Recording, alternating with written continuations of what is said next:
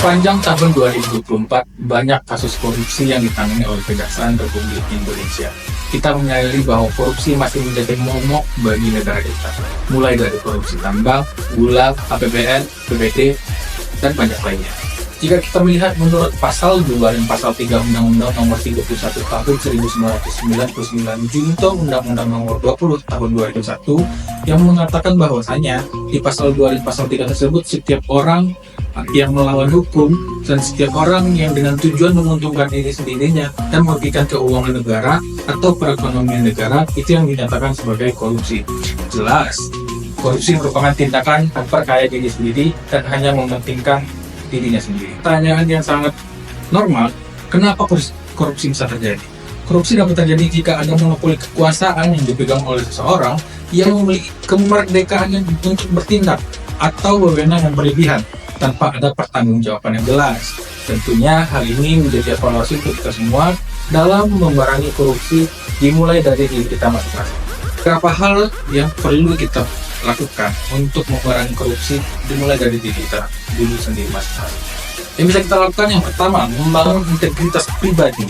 Mulailah dengan menanamkan nilai-nilai kejujuran, tanggung jawab, dan etika kerja yang kuat. Dengan integritas pribadi yang baik, seseorang akan lebih mudah menghindari perlakuan korupsi ini.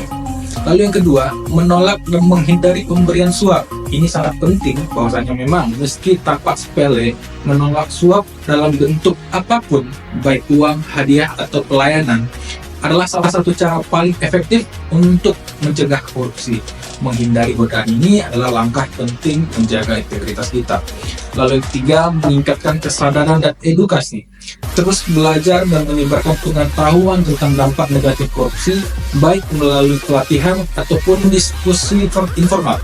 Kesadaran ini bisa dimulai dari lingkungan keluarga dan lalu lanjut kepada lingkungan kerja. Lalu yang keempat, mendorong transparansi dalam pekerjaan. Biasakan bekerja secara terbuka dan transparan, seperti melaporkan anggaran dan keputusan yang diambil. Transparan mempersempit ruang bagi perilaku korupsi.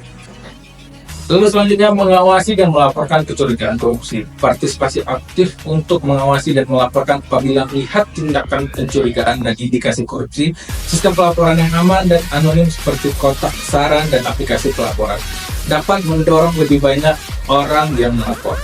Lalu selanjutnya, menerapkan prinsip good governance.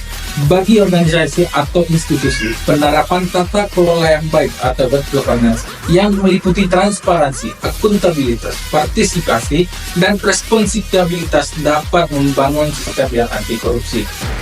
Penindakan hukum terhadap koruptor di Indonesia seperti yang sudah dijelaskan tadi diatur dalam Undang-Undang Nomor 31 Tahun 1999 tentang pemberantasan tindak pidana korupsi yang kemudian diperbarui melalui Undang-Undang Nomor 20 Tahun 2001. Berikut adalah beberapa penjelasan tentang penindakan hukum berdasarkan undang-undang tersebut.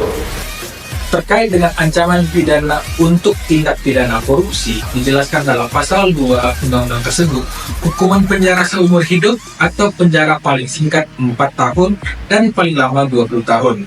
Denda paling sedikit yaitu 200 juta dan paling banyak 1 miliar. Juga ditambahkan di pasal 3 bahwasanya hukuman penjara paling singkat itu adalah 1 tahun dan paling lama 20 tahun. Denda paling sedikit yaitu 50 juta dan paling banyak 1 miliar. Lalu penindakan selanjutnya adalah pengembalian kerugian negara. Koruptor diwajibkan mengembalikan uang yang telah dikorupsinya. Jika tidak, maka harta benda miliknya dapat disita untuk menutupi kerugian negara.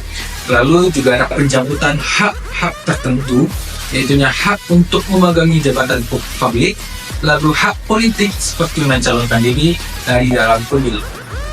Hal ini tercermin dari beberapa waktu belakangan, Kejaksaan Negeri Solo berhasil menangkap terpidana kasus korupsi revitalisasi Balai Pemuda Kabupaten Solo yang mana 8 tahun jadi buron dan pada akhirnya ditangkap di Batam.